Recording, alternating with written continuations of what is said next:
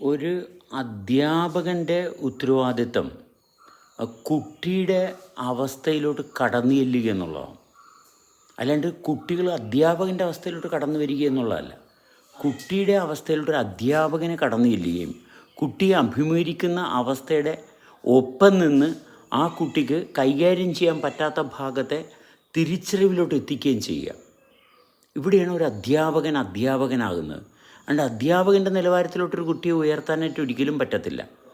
ആ അധ്യാപകൻ്റെ നിലവാരത്തിലോട്ട് ഉയർത്തുക എന്നുള്ളതല്ല, കുട്ടിക്ക് കുട്ടിയുടെ നിലവാരത്തിൽ നിൽക്കുവാനുള്ള എന്താണ് കുട്ടിയിലുണ്ടാകുന്ന മാറ്റം, എന്തെല്ലാം മാറ്റം ഒരു കുട്ടി ജീവിതത്തിൽ അഭിമുഖീകരിക്കുന്നു, അതെങ്ങനെ കൈകാര്യം ചെയ്യണം എന്നുള്ള ഒരു നോളജ് കുട്ടിക്ക് പകർന്നു കൊടുക്കുന്നതാണ് അധ്യാപകൻ. അപ്പോൾ അധ്യാപകൻ കുട്ടിയുടെ അവസ്ഥയിലോട്ട് എത്തണം. അവിടെ കുട്ടിയെ ശാസിക്കുകയും കുട്ടിയെ ശിക്ഷിക്കുകയും ഇതെല്ലാം ചെയ്യുന്ന അധ്യാപകൻ്റെ ലക്ഷണമല്ല. അധ്യാപകൻ എന്ന് പറയുമ്പോൾ കുട്ടിയുടെ ഒപ്പം ചെന്ന് കുട്ടിയുടെ മാനസികാവസ്ഥ തിരിച്ചറിഞ്ഞ് കുട്ടി അഭിമുഖീകരിക്കുന്ന അത് ഇപ്രകാരമാണ് എന്ന് ഒത്തൊരുമിച്ചിരുന്ന് പങ്കുവെക്കുമ്പോൾ കുട്ടിക്ക് തെളിച്ചം കിട്ടുകയാണ് ചെയ്യുന്നത്. അപ്പോഴാണ് കുട്ടിക്ക് ആ ഗുരുശിഷ്യ ബന്ധത്തിൻ്റെ ആ പവിത്രമായിട്ടുള്ള മൂല്യം നിലനിർത്താൻ സാധിക്കുന്നത്.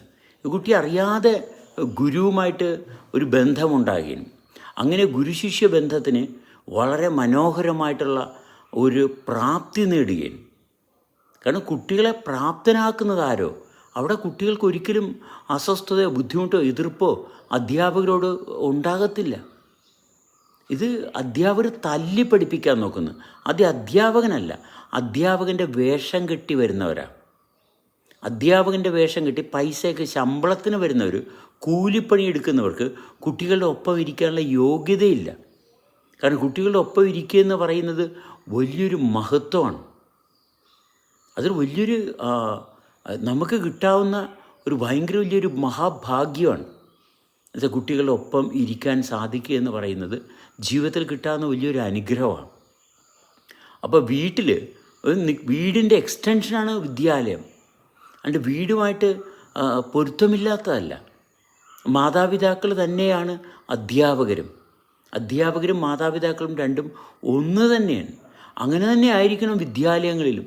അവർക്ക് വീട് തന്നെയാണ് വിദ്യാലയവും. അല്ലാണ്ട് വീടും വിദ്യാലയവും രണ്ടും വേറെ തലങ്ങളായിട്ട് ഒരിക്കലും കുട്ടികൾക്ക് തോന്നാൻ പാടില്ല.